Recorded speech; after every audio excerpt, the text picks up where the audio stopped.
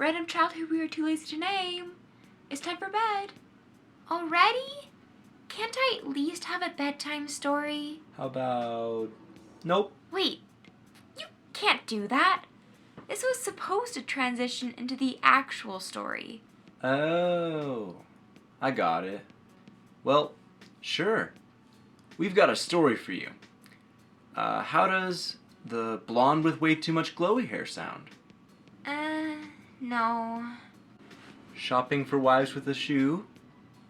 What? No. I've already heard that one. What about puppy who loses his bacon? That one's too scary.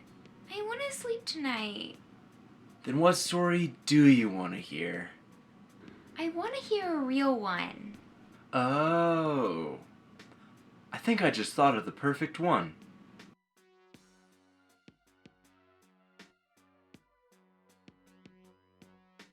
Hi everyone. In the past, we've been telling our stories, or stories we've made in D&D. But today, we decided to tell a missionary story. For clarification, almost all of our family either are working as missionaries currently or have in the past. 2 weeks ago, our grandma sent us one of her stories, and we decided to share it with you all. This story is set just over 40 years ago in the Amazon. At that time, the house they were living in was very run down. It had a ton of holes in it and was infested with rats. They just recently got a property by the river, and they wanted to build a new house on it. Grandpa Luke found out that lumber was cheaper in Goiânia. So, even though it took quite a few days traveling to get there, it was worth it. So they hit the road in their pause truck. After arriving there and hanging out with their family, they obtained as much wood as they could carry and started the long trek back. 2 days of driving day and night later, They were traveling down the dirt road back, and it started to rain. do realize that rain in the Amazon is not at all like rain here. It's like the difference between getting a shower and having a bucket of water poured on your head. So, not just your average sprinkle. After the rain started, the dirt road turned to slop, and the rain, ever so kindly, obstructed their view. And, considering it was one lane, there wasn't anywhere to pull off. They just had to keep going. It did not help that it was dark, and the area they were in had a ton of hills. So in the midst of this slippery mess, they came upon a steep hill. They put the truck in first gear and started to climb. Although the truck was weighted down quite heavily, they began to slowly inch up the muddy incline.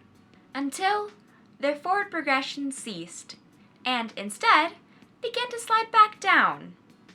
And if that wasn't bad enough, they were sliding towards a steep bank. They barely got the vehicle stopped, and Grandpa Luke told the 3 adults to get out and push. With mud up to their shins and absolutely no traction, they tried to push as Grandpa Luke drove, but could barely keep in contact with the truck without sliding down themselves. After their efforts began to seem futile, the truck miraculously began to start inching up the hill. After arriving at the top, they quickly got back in before it could slide back down. What they found in the truck was our mom, who was 3 at the time, and Aunt Esther, who was 2, shouting, "Praise the Lord!" They had been praying and singing the entire time, and God answered them by sending his angels to push the truck up that impossible hill. Eventually, they were able to find a place to pull off for a while and rest until morning before they continued their journey back to Santarém and eventually arrived safely back home. The end. So, what did you think of the story?